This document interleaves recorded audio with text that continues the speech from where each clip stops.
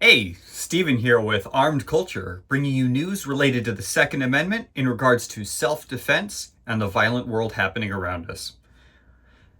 We all know that during the holiday season, life can get a little tense, and people are always a little on edge.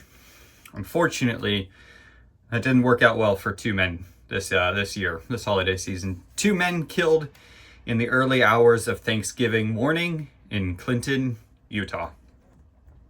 Police say that the two men were found with gunshot wounds after reports of shots being fired inside the residence in the early hours of Thanksgiving morning. Clinton police said in a statement that they were called to the area around 1 a.m. Thursday morning, November 28th, to reports of shots being fired inside the residence. Police say they arrived, they found two males with gunshot wounds. One, unfortunately, already was deceased, and the second male was flown by a medical helicopter to a local hospital where he was also pronounced deceased.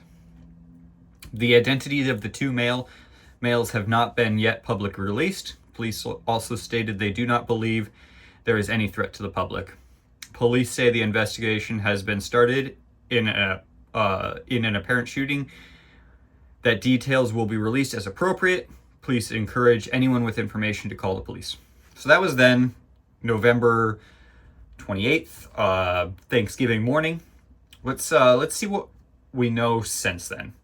So unfortunately, two men did not make it. Man shot killed Clinton shooter in self-defense, police say.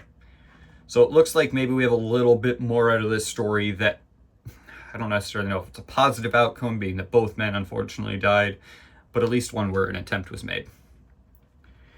Police say a man who shot and killed another man in Clinton in self-defense will not face charges. On November 28th at 1 a.m., police officers arrived at the house to find Keith Miller and Jacob Pillam, who were located inside with gunshot wounds. Pillam died on the scene from his injuries, and unfortunately, Miller died on his transport to the hospital.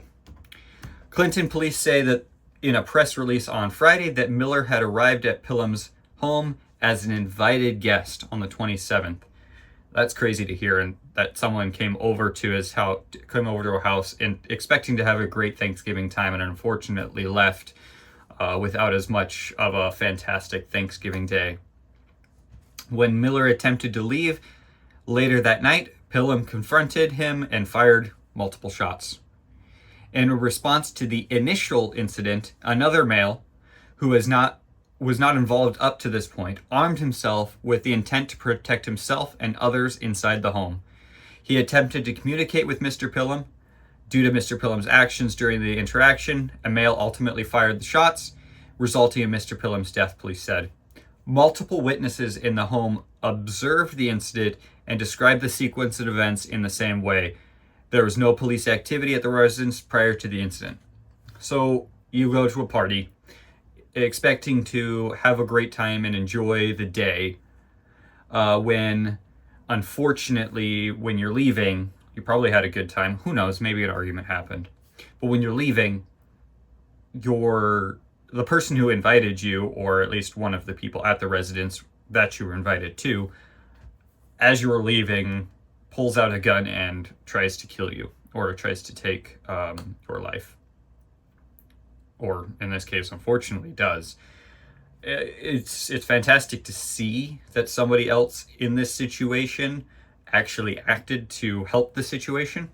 Unfortunately, in today's day and age, we see so many of crimes like this where unfortunately there's passerbys that just really don't do anything. I mean, you can take the events on the subway in New York just recently as evidence. And of course, throughout many of the past years, the subways in New York and Philadelphia, and just when you're walking around streets, you see things happen, and oftentimes people's first response is to take out their phone and start filming rather than actually take action and try to stop what's going on. But in this case, somebody did step up to act, and thankfully multiple people were there to say, hey, yeah, that's exactly kind of what happened. Some guy just started shooting at another man, and our man here just stepped up to the plate and took action. Police did not release the identity of the third man, but they declined to file charges against him. So it's great to see that in a case like this, the accounts from everybody around, and of course the actions taken, and the story that led up to the initial issue, it seems like this man acted in self-defense of everybody around him and himself, and also trying to save the man that had already been shot.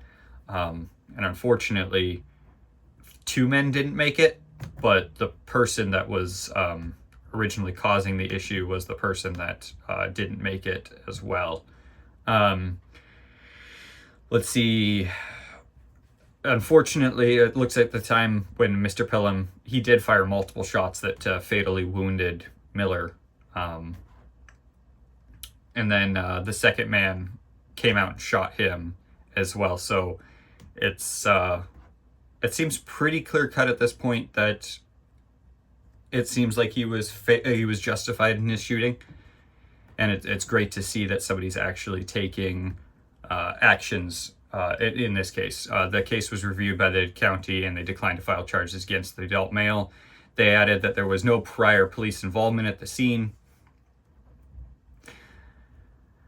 Then the police department extended their sincerest condolences to the families, individuals affected by this tragic incident, and appreciate the community's support and understanding during this difficult time.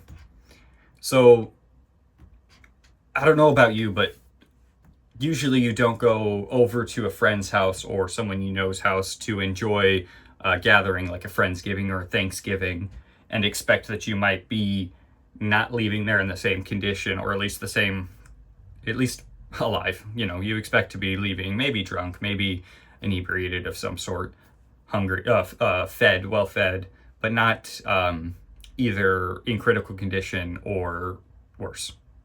Unfortunately, this man did face his bitter end, but thankfully those around him were willing to step up and try their hardest to actually save the man. They took action, took down the man that for no reason, or at least no real quantifiable reason, took out his firearm and took the life of another person in cold blood. So it's good to see that people were willing to step up and not just stand around and watch it. Get down in the comments and let me know what you think of this situation, what you might do in a similar area. Heck, theoretically, you're going to a place to get to eat and possibly drink. Maybe you didn't even bring your firearm with you. Though, seeing cases like this, I would hope that more people would be willing to stay as prepared as possible in every situation.